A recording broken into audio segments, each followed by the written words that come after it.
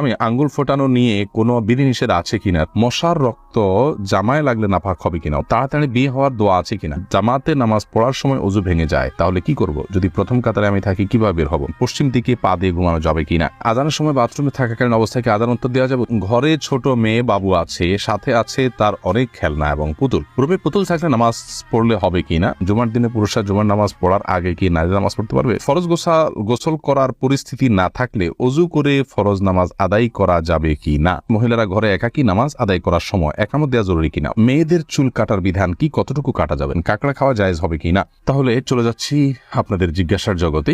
SK MD Farid জানতে চেয়েছেন মশার রক্ত জামায় লাগলে নাপাক হবে কিনা, উত্তর হলো না, মশার রক্ত জামায় লাগলে নাপাক হবে না, এবং মাসের যে বিষয়টি মশার বিষয়টি একই। এরপরে ইসরাত বর্ণা আপনি জানতেছেন আজানের সময় বাথরুমে থাকাকালীন অবস্থায় কি আজান উত্তর দেওয়া যাবে, উত্তর হলো না, বাথরুমে যেহেতু আল্লাহর নাম নেওয়া এবং জিকির করা হাদিসে নিষেধ রয়েছে, অতএব আপনি বাথরুমে বসে এই কাজটি করতে পারবেন না, বরং সেখানে বসে যথাসম্ভব আপনি মনে মনে জিকির করতে পারেন।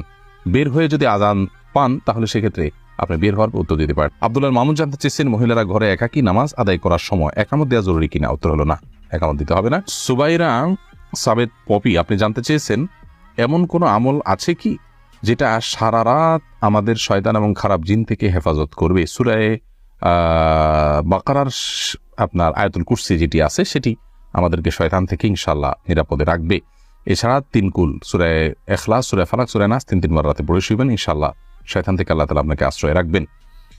আয়াতুল কুরসি পড়ে ফু দিয়ে পুরো শরীর মুছে তারপর শুবেন। মেয়েদের চুল কাটার বিধান কি, কতটুকু কাটা যাবে, মেয়েদের চুল আপনি কাটতে পারেন যদি সেটা পুরুষের মতো হয়ে যাচ্ছে, পুরুষ মেয়ে পার্থক্য করা যাচ্ছে না, এতদূর যদি না কাটেন, এবং কোনো ফাসেক মেয়েদের যারা চুলের বিভিন্ন স্টাইল করে কেটে কেটে তাদের সাথে সাদৃশ্য গ্রহণের উদ্দেশ্যে বা সাদৃশ্য হয়ে যায় সেরকম যদি না কাটেন, আপনার কথার কথা আপনি 2 ইঞ্চি 4 ইঞ্চি কাটলেন, বেশি লম্বা হয়ে যাচ্ছে, আপনার জন্য কন্ট্রোল করা কঠিন হয়ে যাচ্ছে, আপনি কাটতে পারেন। উম্মুল মুমিনিনদের কেউ চুল কেটেছেন, এটি বিশুদ্ধ হাদিস দ্বারা প্রমাণিত, অতএব এইটুকু আপনি কাটতে পারেন। কিন্তু কাটতে কাটতে যদি একেবারে পুরুষের মতো করে ফেলেন তাহলে সেটা উচিত নয়, কারণ পুরুষের সাথে সাদৃশ্য গ্রহণকারী নারীদের প্রতি আল্লাহ লানত বর্ষিত হয়েছে, ঠিক একইভাবে মেয়েদের সাথে সাদৃশ্য গ্রহণকারী পুরুষদের প্রতিও আল্লাহ তাআলার লানত বর্ষিত হয়েছে। তাসলিমা আক্তার জানতে চেয়েছেন মাছের আইশ বা রক্ত কাপড় লাগলে নামাজ হবে কিনা, মাছের রক্ত কাপড় লাগলে নাপাক হবে না, এটা শরিয়ার দৃষ্টিকোণ থেকে এটা আসলে রক্ত নয়, অতএব এই রক্ত যদি আত্মাচারা প্রবাহমান নয় বিধায় এই রক্ত কাপড়ে লাগলে নামাজ হবে, কোনো অসুবিধা নেই, আইশ লাগলে তো হবেই, কোনো অসুবিধা নেই। এমনি কামরুজ্জামান জানতে চেয়েছেন ঠোঁটের নিচে দাড়ি কাটার বিধান কি, ঠোঁটের নিচের দাড়িগুলো এগুলো দাড়ির অন্তর্ভুক্ত, অথবা এগুলো কাটা যাবে না।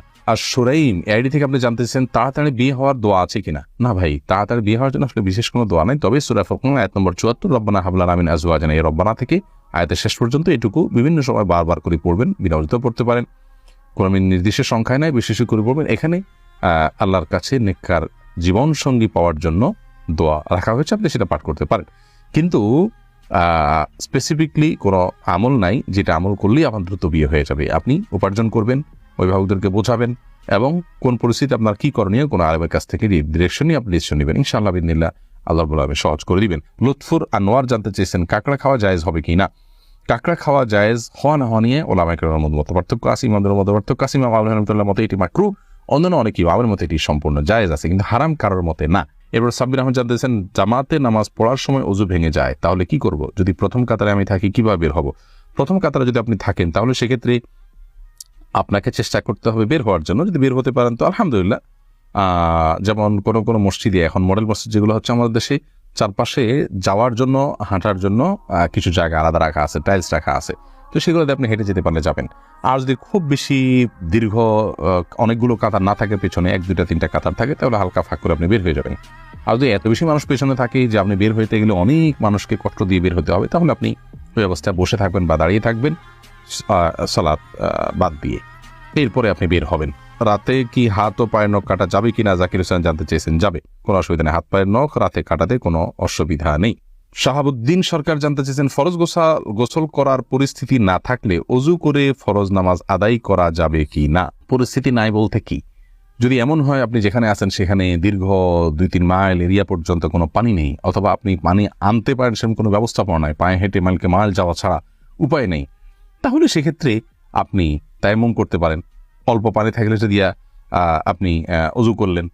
কিন্তু পরিস্থিতি নাই বলতে লোকজন দেখে যাবে, আপনার কাপড় ভিজে যাবে, দ্বিতীয় কাপড় নাই, ভিজা কাপড় দিয়ে আবার নামাজ পড়তে হবে, বা এরকম কোনো কজ যেগুলো আসলে আপনার জন্য কঠিন হলেও অসম্ভব নয়, তাহলে সেটাতে সেই পরিস্থিতিতে আপনার এটা চলবে না।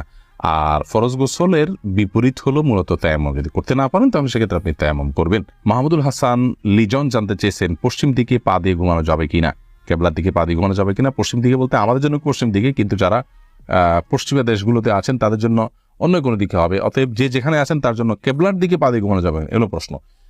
এই প্রশ্ন উত্তর হলো যে কোনো হাদিসে আসলে কেবলার দিকে পা দিয়ে ঘুমাতে নিষেধ করা হয়েছে এরকম কোনো হাদিস কিন্তু নেই, পাই না আমরা। অতএব কেবলার দিকে পা দিয়ে ঘুমানো মৌলিকভাবে কোনো হাদিসে নিষিদ্ধ কোনো বিষয় নয়। তবে যেহেতু কেবলা সেদিকে আছে, আমার কাছে যদি খারাপ লাগা কাজ করে কেবলার প্রতি শ্রদ্ধার জায়গা থেকে, তাহলে সেক্ষেত্রে অন্যদিকে আমি পা দিয়ে ঘুমালাম, শোলাম, সেটা ভালো, উত্তম। সঞ্জিদা সিরাজ আখি জানতে চেয়েছেন জুমার দিনে পুরুষরা জুমার নামাজ পড়ার আগে কি নারীরা নামাজ পড়তে পারবে না? পারবে, কোনো অসুবিধা নেই, ওয়াক্ত হলে তারা নামাজ পড়তে পারবে। সুবর্ণ আপনি জানতে চেয়েছেন ঘরে ছোট মেয়ে বাবু আছে, সাথে আছে তার অনেক খেলনা এবং পুতুল, পূর্বে পুতুল থাকলে নামাজ পড়লে হবে কিনা, আমি কনফিউজড আছি, উত্তর অপেক্ষা করব।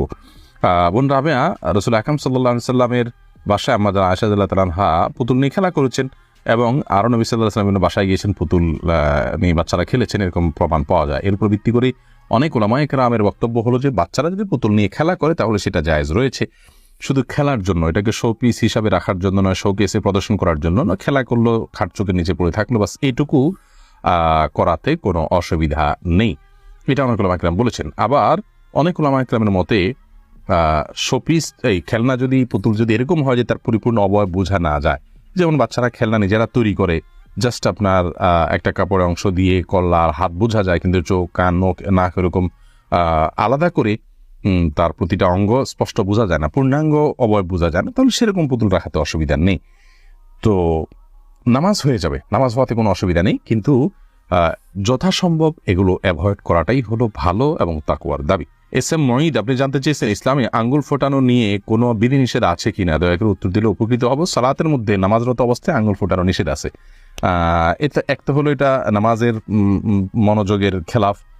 নামাজের মধ্যে যে আমাদের খুদু অবলম্বন করতে হয়, একেবারে একাগ্র চিত্তে এবং আপনার ধীরস্থির এবং আপনার স্থির ভাবে সালাত আদায় করতে হয়, সেই স্থিরতার খেলাফ এই আঙ্গুল ফোটানোটা, এই জন্য এটা হাদিসে নিষেধ আছে এবং এটাকে মাকরুহ বলা হয়েছে। তবে মৌলিকভাবে আঙ্গুল ফোটানোটা যেহেতু অস্বাস্থ্যকর একটি বিষয়, এখন আমরা বিজ্ঞান থেকে এটি জানতে পারি, অতএব প্রয়োজন ছাড়া বলতে এই সালাতের বাইরেও আপনার আঙ্গুল ফোটানো অনুচিত, কিন্তু শরীয়তে বা বিধিনিষেধটা শুধু সালাতের জন্য রয়েছে, সালাতের বাইরে কি আঙ্গুল ফোটালে সেটি নিষেধ হবে এরকম কোনো কথা